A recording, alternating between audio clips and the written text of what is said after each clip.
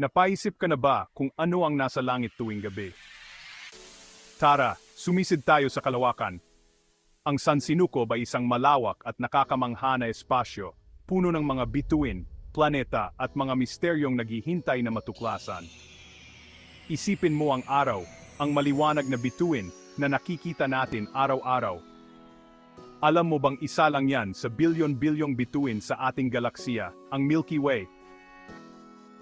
At ang galaksiya natin, isa lang yan sa napakaraming galaksiya sa labas. Pag-usapan naman natin ang mga black hole. Parang mga cosmic vacuum cleaner sila, hinihigop ang lahat, pati na ang liwanag. Ang galing, di ba? At siyempre, mayroon ding mga exoplanet, mga planeta sa labas ng ating solar system. Ang ilan sa mga ito ay maaring may buhay. Kaya sa susunod na titingin ka sa mga bituin, tandaan mo, nakatingin ka sa isang San Sinukob na puno ng kababalaghan.